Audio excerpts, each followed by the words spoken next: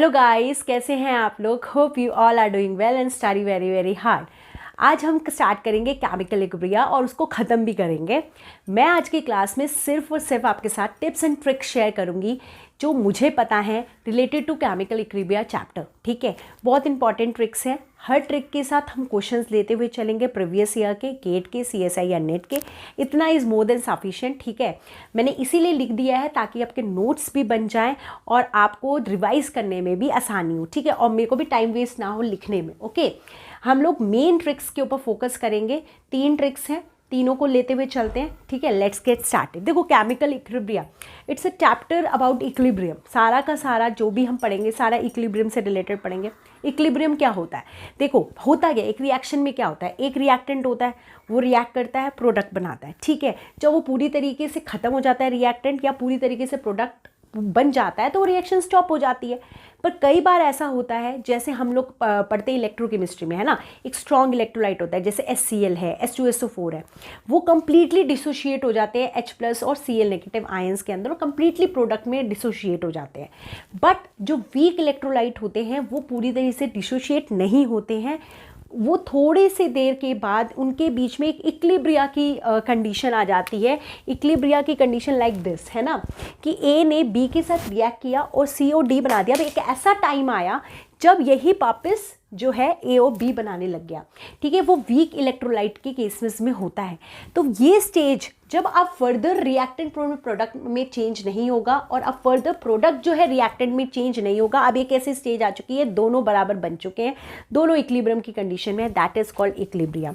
ठीक है, तो सबसे पहले इक्विलिब्रिया क्या है? The state of reaction in which the rate of reactant and product does not change with the passage of time. कितना भी टाइम आप देते जा रहे हो, कितना भी उसे हीटअप करते जा रहे हो, जो भी जिस भी रिएक्शन कंडीशन में आप कर रहे हो उनको कोई फर्क नहीं पड़ रहा है, that is the state of equilibria.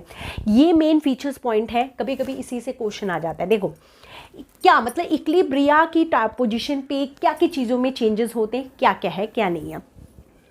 देखो, क्योंकि रिएक्टेंट पूरी तरीके से कन्वर्ट हो चुका है, प्रोडक्ट पूरी तरीके से कन्वर्ट हो चुका है। अब इस चीज पे ना ही रिएक्टेंट, मान लो कंसंट्रेशन, मान लो 5 मोलर ये थी, 5 मोलर ये बन गया है। ठीक है, मान लो 10 था, अब 5 ये बन चुका है, 5 ये बचा है। अब इनकी कंसंट्रेशन नहीं चेंज होगी। अब चाहे अगर इक्विलिब्रिया की कंडीशन आ चुकी है, अब इनकी कंसंट्रेशन चेंज नहीं होगी, चाहे वो रिएक्टेंट है चाहे वो प्रोडक्ट है। At equilibria the most important point, इसी से क्वेश्चंस आते हैं कि रेट ऑफ फॉरवर्ड, मतलब मान लो ये प्रोडक्ट बना था, ये था फॉरवर्ड का रेट, ठीक है, ये बैकवर्ड का रेट था। अगर आपको किसी क्वेश्चन में ये लिख रखा है एट इक्विलिब्रिया, तो हमेशा रेट ऑफ मतलब KF is always equal to KB। KF is, यहाँ पे आप लिख सकते हो KF is always equal to KB। ये इक्विलिब्रिया की कंडीशन में फॉरवर्ड का रेट और बैकवर्ड का रेट हमेशा इक्वल होता है। Third, it is a dynamic equilibrium. अब ऐसा नहीं है स्टैटिक है, मतलब कुछ भी नहीं हो रहा है, बिल्कुल ऐसे स्टॉप होकर रिएक्शन हो गई, नहीं, डायनेमिक है, हल्का फुल्का बल रहा है, आगे दोनों एक दूसरे में चेंज हो रहे हैं, थोड़े बहुत चेंजेस हैं, बट अब मैक्सिमम प्रोडक्ट बन चुका, मैक्सिमम रिएक्टर रिएक्ट कर चुका। ठीक है, it is a type of a dynamic equilibrium. Any change, अब ली चैटिलर प्रिंसिपल आता है यहाँ पे कि अगर आपने टेम्परेचर एकदम चेंज कर दिया, प्रेशर एकदम चेंज कर दिया, या रिएक्टेंट को और ऊपर से बढ़ा दिया, या रिएक्टेंट को कम कर दिया, प्रोडक्ट को बढ़ा दिया, व्हाटएवर दीज थिंग्स, तो थोड़ा बहुत इक्विलिब्रियम में चेंजेस आएंगे।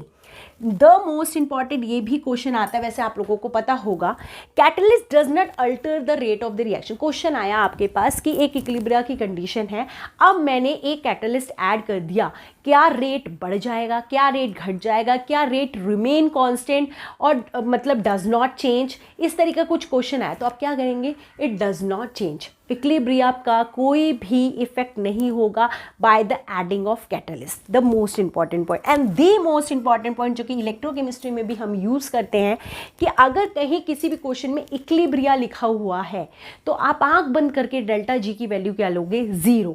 मतलब एट इक्विलिब्रिया जो गिब्स फ्री एनर्जी होती है डेल्टा G, ये हमेशा 0 होती है। At delta G for the equilibrium is always 0। इसको हमेशा दिमाग में रखेंगे, इलेक्ट्रोकेमिस्ट्री के लिए भी और केमिकल इक्विलिब्रिया। तो केमिकल इक्विलिब्रिया में these are the main points. Now the next point जो सबसे इंपॉर्टेंट है वो है इक्विलिब्रियम कांस्टेंट। इस पे क्वेश्चन आता ही आता है। ठीक है, 2 पे ज़्यादा क्वेश्चन आता है, एक KC और एक होता है Kp। ये होता है equilibrium constant in terms of concentration. मतलब आपसे क्वेश्चन पूछा Kc निकाल दो, तो आप कैसे निकालोगे? Kc इज इक्वल टू, ये रिएक्शन दे रखी है, आप प्रोडक्ट की कंसंट्रेशन अपॉन रिएक्टेंट की कंसंट्रेशन। देखो प्रोडक्ट की कंसंट्रेशन क्या है, मान लो C, जो भी इसके कोफिशिएंट्स होते हैं वो किस में चले जाते हैं, पावर में, into C, D raise to power D, multiply होता है ये आपस में। ये क्या हो गया, कैपिटल A, उसकी कोफिशिएंट क्या है, स्मॉल a, ये हो गया capital B, that is small b। This is called as equilibrium constant in terms of concentration. ठीक है, थोड़ा सा बेसिक तो हमें पता ही होना चाहिए। Kp is a in terms of pressure, ये भी इंपॉर्टेंट क्वेश्चन है, आता ही आता है। ठीक है, तो प्रेशर के टर्म में क्या लिखोगे, कैपिटल P लिख दोगे। कंसंट्रेशन को तो हमने इससे ब्रैकेट से रिप्रेजेंट कर दिया, प्रेशर को हम P से रिप्रेजेंट करेंगे। ठीक है, अगर फॉर एग्जाम्पल A का है इन टर्म्स ऑफ A, फिर पार्शियल प्रेशर ऑफ, और सॉरी मैंने यहाँ पे A लिख दिया, ये जैसे कि हमारा प्रोडक्ट अपॉन में रिएक्टेंट, तो कैपिटल C, यहाँ पे कैपिटल D, स्मॉल d जो पावर में चला जाएगा, इसी तरीके से P, A small a, P, B small b। ठीक है, ये हो जाएगा इन टर्म्स ऑफ प्रेशर। ठीक है, एक और इम्पॉर्टेंट पार्ट, अब क्वेश्चन ज़्यादातर किस में से आता है, ज़्यादातर ऐसा नहीं आता, वैसे आता है कि Kc निकाल दो, Kp निकाल दो, पर मोस्ट इंपॉर्टेंट क्वेश्चंस आते हैं Kp और Kc का रिलेशनशिप, या फिर Kp बाई Kc निकाल दो। ठीक है, रेशो निकाल दो, इस तरीके का क्वेश्चन आता है। या आता है कि इन रिलेशनशिप बता दो Kp और Kc का क्या होता है, तो रिलेशन होता है Kp is equal to Kc RT raise to power delta n।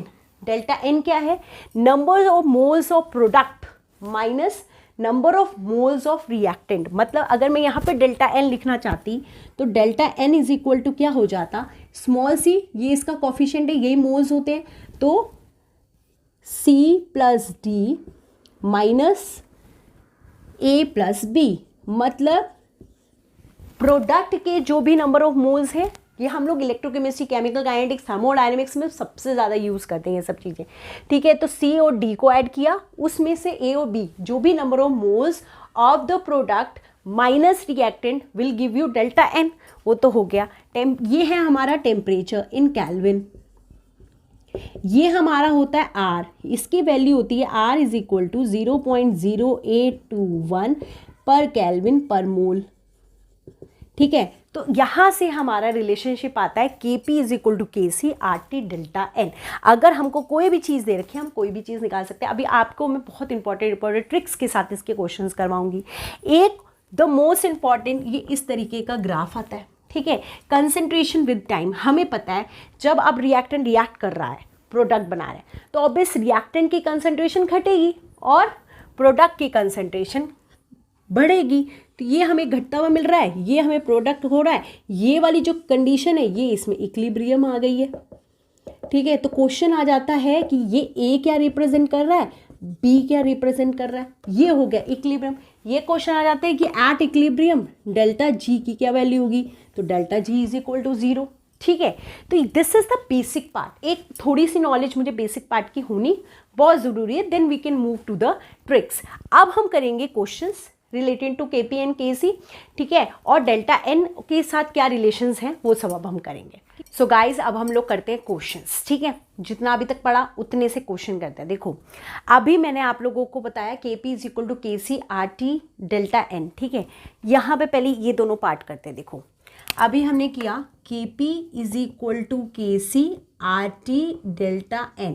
यहाँ अब ये बोल रहा है, मान लो कोई भी रिएक्शन है और डेल्टा N मतलब प्रोडक्ट में से रिएक्टेंट के मोल्स को माइनस किया और आंसर आया 0, तो Kp और Kc का क्या रिलेशन रहेगा। ऑब्वियस सी बात है, डेल्टा N 0 है और किसी की भी पावर जब 0 हो जाती है तो वो 1 हो जाता है। तो ये वाला पार्ट हो गया 1, R इज ए कॉन्स्टेंट, तो Kp will be equal to Kc। मतलब अगर हमारा डेल्टा N 0 आ गया तो Kp किसके इक्वल होगा, Kc के इक्वल होगा। मान लो माइनस किया और डेल्टा N ग्रेटर देन 0 का मतलब क्या है, पॉजिटिव हो गया। ये बहुत इंपॉर्टेंट है कि डेल्टा N की value I positive, 4 minus 2 is a positive है ना, माइनस किया तो पॉजिटिव आएगा। अब आप अपने आप बताओ, यहाँ पे कोई वैल्यू 2 कर दी तो ऑब्वियस ही बात है RT की पावर 2 मतलब बढ़ा दिया तो Kp Kc से ज़्यादा हो जाएगा। तो Kp will be greater then Kc। अब डेल्टा एन मान लो लेस देन जीरो है, लेस देन जीरो का मतलब है नेगेटिव आ गया, नेगेटिव मतलब का हो गया जैसे 2 में से 4 माइनस कर दिया तो क्या आएगा -2, तो ये हो गया नेगेटिव।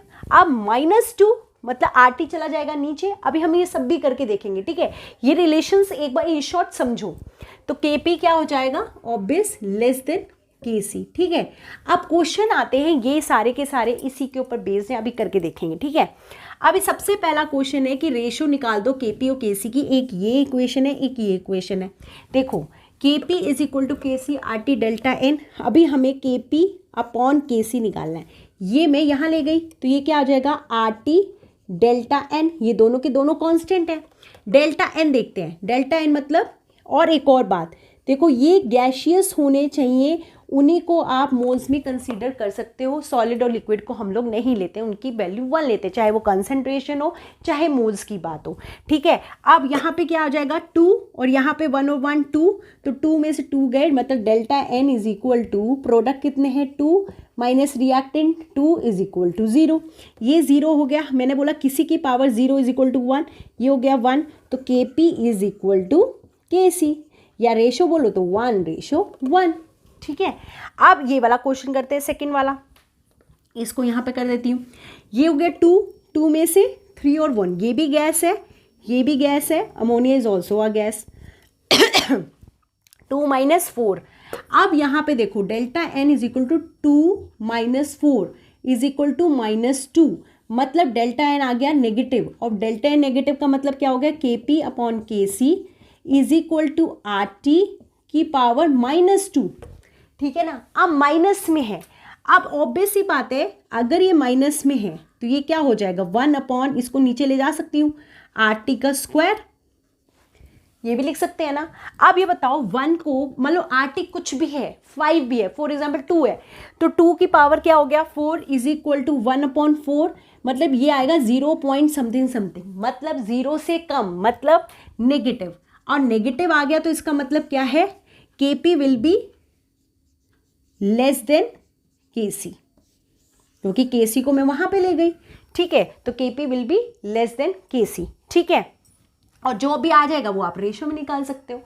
ये हो गया एक ही तरह का क्वेश्चन। अब आते हैं कि जो मोस्ट इंपॉर्टेंट है कि जो कि पूछे जाते हैं वो है ये, और ये तो मेरे गेट और नेट में आए हुए क्वेश्चन है, दोनों के दोनों, एक नेट में आया और एक हमारा गेट में आया क्वेश्चन, ठीक है। अब देखो ये पहला क्वेश्चन पढ़ते हैं, at 400 degree Celsius a reaction of formation of ammonia, मतलब Kc की वैल्यू आपको दे रखी है, ठीक है। एट दिस टेम्परेचर, टेम्परेचर ये है, वैल्यू ऑफ Kp हमें पता है Kp is equal to Kc RT delta N है, ठीक है। हम डेल्टा एन की वैल्यू निकाल सकते हैं, ये भी गैसेस ही हैं सारे के सारे, तो delta N is equal to 2 minus 3 और 1 4 इज इक्वल टू -2, ठीक। अब Kc हमको दे रखा है, Kp is equal to Kc हमें दे रखा है 0.50, हमें पता है R की वैल्यू होती है 0.0821, ठीक है। टेम्परेचर 400 डिग्री सेल्सियस है, पर हमें केल्विन में लेना है, तो हम क्या करेंगे, इसमें 273 ऐड कर देंगे, तो 3 7 एंड 6, 3 2 6 673, तो इनटू में हो गया 673 to the power, delta N की पावर क्या है, ये पूरा ना इसी की पावर होती है, ये इसकी is raise to power -2 is equal to 0.50 upon में RT की पावर, मतलब ये जो भी पूरा पावर है ये पूरा का 0.0821 इंटू 673 रेज टू पावर -2 थी, तो ये हम नीचे ले जाएंगे तो क्या हो जाएगी +2 हो जाएगी।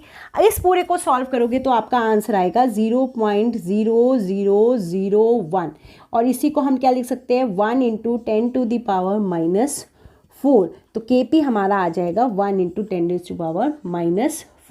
मैं पॉइंट को यहाँ ले गई तो क्या हो जाएगा 1 into 10 to the power -4 is the answer, ठीक है। तो इसी तरह के क्वेश्चंस आते हैं नेट में। अब हम ये दोनों क्वेश्चन करते हैं जो कि गेट और नेट में आए हुए हैं। देखो, if the value of product coefficients are, बहुत आसान क्वेश्चन है, उसने क्या बोल दिया कि जो प्रोडक्ट है उसके कोफिशिएंट्स ग्रेटर हैं than that of the reactant. Obvious सी बात है, अगर प्रोडक्ट ग्रेटर है तो delta N is equal to product minus reactant होता है, प्रोडक्ट ग्रेटर है तो डेल्टा एन क्या हो गया पॉजिटिव, और अगर डेल्टा एन पॉजिटिव हो गया, अभी हमने देखा अगर डेल्टा एन हमारा पॉजिटिव हो गया तो KP will be greater than KC. तो इनमें देखो KP is equal greater than KC क्या है, ये both A and B, no, क्योंकि ये तो तब होगा ना जब delta N is equal to 0 हो जाएगा और पावर 1 हो जाएगी। बात समझ में आ रही है ना, बहुत आसान क्वेश्चन है। उसने बोला प्रोडक्ट का कोफिशिएंट ज़्यादा है, तो प्रोडक्ट अगर ज़्यादा है तो obviously delta N will be positive and delta N is it positive, R T की पावर पॉजिटिव। अगर आर टी की पावर पॉजिटिव हो गई तो K P will be greater than K C. ठीक है, नेक्स्ट करते, गेट 2000 में आया हुआ है question. Under the equilibrium condition, देखो बहुत अच्छा क्वेश्चन है, बहुत ध्यान से सुनना, बहुत कॉन्सेप्चुअल क्वेश्चन है। ठीक है, इसने बोला कि अंडर द इक्विलिब्रियम कंडीशन, ये हमारी इक्विलिब्रियम कंडीशन है। ठीक है, कार्बन प्लस में CO2 give rise to carbon monoxide. ठीक है, ये रिएक्शन है। टोटल प्रेशर आपको 12 ATM दे रखा है। The value of KP is, मतलब हमें और कुछ नहीं दे रखा, टोटल प्रेशर दे रखा है। देखो कार्बन जो कि सॉलिड है प्लस में carbon dioxide gas give rise to 2CO gas. एक और बात बताऊं, इसको आप ग्रेफाइट भी आ सकता है आपका क्वेश्चन में, मान लो कार्बन ना लिख के ग्रेफाइट कर दे तो फिर कंफ्यूज नहीं होना है। ठीक है, ये हमारे को दे रखा है टोटल प्रेशर हमारे को दे रखा है 12 ATM और हमसे KP पूछा है। ठीक है, केपी अभी हम एक और तरीके से भी निकाल सकते हैं कि पार्शियल प्रेशर इसका ले लो और पार्शियल प्रेशर इनका ले लो, केपी हमारा निकल आएगा। अब देखो कैसे, सॉलिड का तो प्रेशर हमारा ऑब्वियसली में 0, प्रेशर तो गैस का होता है, सॉलिड का थोड़ी ना होता है। इसका प्रेशर मान लेते हैं P है, इसका यहाँ पे 2 है तो मान हो गया ये 2P। ठीक है, हमें टोटल प्रेशर दे रखा है 12 ATM, मतलब P + 2P is equal to 12 दे रखा है, तो ये क्या हो गया 3P इज इक्वल टू 12। तो P इज इक्वल टू कितना हो गया 12/3 इज 4। ठीक है, मतलब प्रेशर हमारा आ गया 4। कार्बन डाइऑक्साइड का प्रेशर कितना हो जाएगा, pressure of carbon dioxide is equal to, क्योंकि P था तो ये हो जाएगा 4, और प्रेशर ऑफ कार्बन मोनोऑक्साइड का कितना हो जाएगा, क्योंकि ये 2P था तो 2 × 4 इज इक्वल टू 8। मतलब मेरे को प्रेशर पता चल गया 4 का, प्रेशर पता चल गया कार्बन मोनोऑक्साइड का। तो Kp इज इक्वल टू क्या होगा, पार्शियल प्रेशर ऑफ, अब यहाँ पे ये देखो ये हो गया 2, यहाँ पे हो गया CO upon partial pressure of carbon dioxide, और इसके आगे कुछ भी नहीं, कोई कोफिशिएंट तो ये है नहीं। ये कितना है, CO हमारा कितना आया 8 की पावर स्क्वायर अपॉन में ये हो गया 4। ठीक है, अब ये कितना हो जाएगा 64/4, ये कितना कट जाएगा 16। ठीक है, तो इसका आंसर आ जाएगा 16। तो ये इन ऑप्शन में से वी हैव 16। तो इस तरीके के बहुत आसान क्वेश्चंस आते हैं हमारे chemical equilibrium as well as ionic equilibrium में। ठीक है, तो अब हम लोग नेक्स्ट ट्रिक की तरफ बढ़ते हैं और फिर उसके भी डिफरेंट टाइप ऑफ क्वेश्चंस करते हैं। तो गाइज अभी हम मूव ऑन करते हैं हमारी ट्रिक नंबर 2 पे। ट्रिक नंबर 1 जो मैंने डेल्टा एन वाला आपको करवाया था इन शॉर्ट है। ठीक है, इसी तरीके से ये है ट्रिक नंबर 2। ट्रिक नंबर 2 में क्या है, ये बहुत इंपॉर्टेंट है, 2 मिनट में क्वेश्चंस करने वाला है, बहुत इंपॉर्टेंट है, बहुत ध्यान से सुनना है। देखो यहाँ मैंने लिखा है इक्वेशंस, यहाँ लिखा है इक्विलिब्रियम कांस्टेंट, मतलब कोई भी मान लो इक्विलिब्रियम कांस्टेंट है K, एक कोई भी रिएक्शन लिखी मान लो for example A + B equilibrium में ही है and give rise to C। अब मान लो इसी रिएक्शन ये ऐसी की ऐसी थी, इसका आपको इक्विलिब्रियम कांस्टेंट K दे रखा था। अब आपको पूछा कि मान लो ये रिएक्शन रिवर्स कर दी गई, अब बता दो कि इसका इक्विलिब्रियम कांस्टेंट क्या होगा। ठीक है, तो क्या करना है आपको, कुछ भी नहीं करना, जो भी इक्विलिब्रियम कांस्टेंट था मतलब K था, आपको आंसर निकाल देना है 1/K। मतलब मान लो इसका इक्विलिब्रियम कांस्टेंट था K2, तो K2 इज इक्वल टू क्या हो जाएगा 1/K। मतलब अगर रिएक्शन में इक्वेशन को रिवर्स ही किया और कुछ भी नहीं किया, आपको क्या करना है, सिर्फ इक्विलिब्रियम कांस्टेंट को रिवर्स कर देना है। जैसे इसका K था, रिएक्शन रिवर्स करेगी, आप उसको क्या कर दोगे, सिर्फ 1/K कर दोगे। सेकेंड, मान लो 2 रिएक्शंस दे रखी थी, मान लो कोई भी 2 रिएक्शंस है, उन दोनों को एडअप करने के बाद वी गेट द C। ठीक है, आपको ये बताना है कि सी लेकर आना है, ए और डी आपको दे रखी हैं, 2 स्टेप्स में है रिएक्शंस। ठीक है, तो आप क्या करो रेट के साथ कि आपका सी आ जाए। आपने देखा, अभी मैं क्वेश्चन करवाऊंगी, ठीक है, मान लो कोई A plus B is give rise to C था, फिर मान लो C plus D give rise to E plus F था, मान लो फॉर एग्जाम्पल ऐसा कुछ था।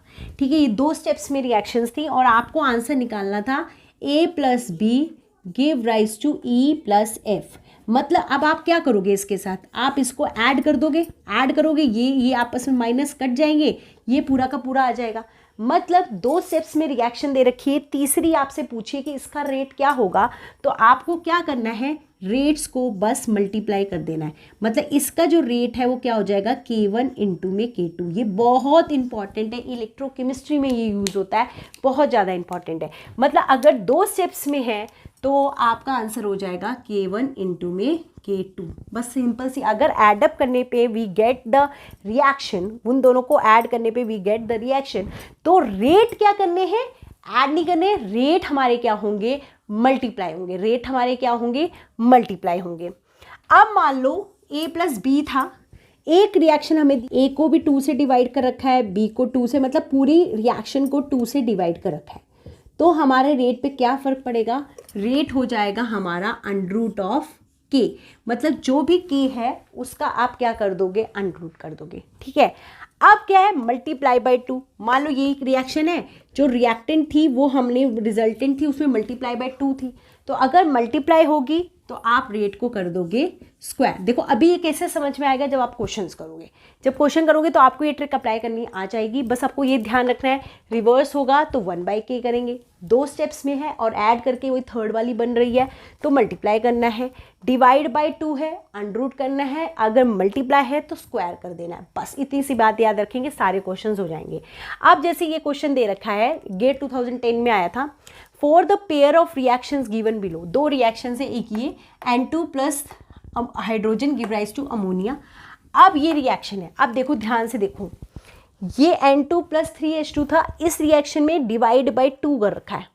ठीक है, वहाँ पे 2 से 2 किया तो 1 हो गया। ठीक है, डिवाइड बाय 2 कर रखा है। अब उसे बोला है, मान लो इसका Kp1 था, ये Kp2 था, are the equilibrium constant for the reaction 1 and 2, तो Kp1 और Kp2 में क्या रिलेशन होगा, हमको ये निकालना है। ठीक है, देखो अभी हमने कहा कि अगर डिवाइड बाय 2 होगा, डिवाइड बाय 2 हम अंडर रूट कर देंगे। ठीक है, बस अब यही करना है, देखो बड़ा आसान सा है, करते हैं। मान लो उसका Kp1 था, तो हमने बोला इसका कैसे निकलेगा, Kp2 हमारा कैसे निकलेगा, 2 कैसे लिखा हुआ है, हाँ, Kp2 is equal to Kp1। मतलब अगर आपने डिवाइड बाय 2 किया है तो हम उसका अंडर रूट कर देंगे, जो भी हमें गिवन है इसका मैंने कर देना है अंडर रूट, तो हमारा Kp2 निकल आएगा। ठीक है, अब इस फॉर्म में तो हमें आंसर दे नहीं रखा है, ये अंडर रूट वहाँ चला जाएगा तो क्या हो जाएगा, स्क्वायर हो जाएगा, तो Kp1 is equal to Kp2 का स्क्वायर। अब ये देखो ये हमारा कहाँ पे आंसर है, this is your option number B, Kp1 is equal to Kp2 का स्क्वायर। तो इसका आंसर हमारा क्या हो जाएगा, सी, बी आ जाएगा आंसर। ठीक है, तो ये इस तरीके के क्वेश्चन आते हैं इसमें। अब नेक्स्ट करते हैं गाइस, अब हम लोग अपना नेक्स्ट क्वेश्चन करते हैं। देखो ध्यान से देखना है, ये हमारी फर्स्ट रिएक्शन है, N2 plus O2 give rise to 2NO gas, इसका रेट दे रखा है K। आपसे पूछे कि इस रिएक्शन का जो कि है NO give rise to N2/2 plus O2, इसका रेट बता दो। ठीक है, मान लो तो इसका रेट है K2। ठीक है, हमको K2 पूछा है, मैंने क्या बताया था, क्या करना है, देखो रिएक्शन को देखो, पहली रिएक्शन थी N2 plus O2 give rise to NO, इसमें क्या कर दिया, रिवर्स कर दिया, रिवर्स कर दिया तो रेट को क्या करना है, 1/k कर देना है। रिवर्स हुआ अगर रिएक्शन तो 1/k कर दोगे।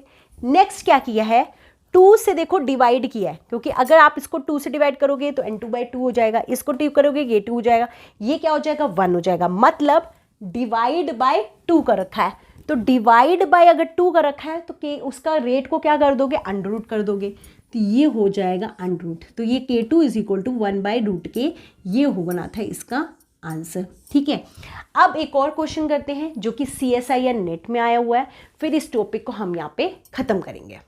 सो गाइज अब हम लोग ये वाला क्वेश्चन करते हैं जो कि CSIR नेट में आया था, ठीक है। देखो, if the equilibrium constant for the reactions 1 and 2, ये 1 और 2 रिएक्शंस है, इनका इक्विलिब्रियम कांस्टेंट है K1 and K2, ठीक है, ये 2 रिएक्शंस है। आपको बताना है ये रिएक्शन है थर्ड रिएक्शन, इसका आपको इक्विलिब्रियम कांस्टेंट लगाना है। देखो, इसको करने का 2 मिनट में आंसर निकालूंगी मैं आप लोगों को, देखो कैसे करना है। आप इसको ना सिंपल सी बात है, पहले इस रिएक्शन को ऐड करके देखो, क्या मैं इसको ऐड कर रही हूँ, क्या ये मुझे मिल रहा है। जैसे मैंने फॉर एग्जाम्पल अगर इसको ऐड किया तो ऐड करके क्या मिलेगी मुझे, CO प्लस मीथेन प्लस में वाटर कितना मिलेगा 2H2O, जो भी आपका रिएक्टेंट साइड है वो रिएक्टेंट में लिखो, लेफ्ट साइड लेफ्ट से में लिखो, ठीक है। यहाँ पे क्या मिल गया CO2 plus H2 plus CO, अच्छा H2 ऐड हो गया तो ये कितना हो गया अपना 4H2, है ना। अब देखो इधर ले जाओगे तो कट ही जाएगा, CO से CO कट गया।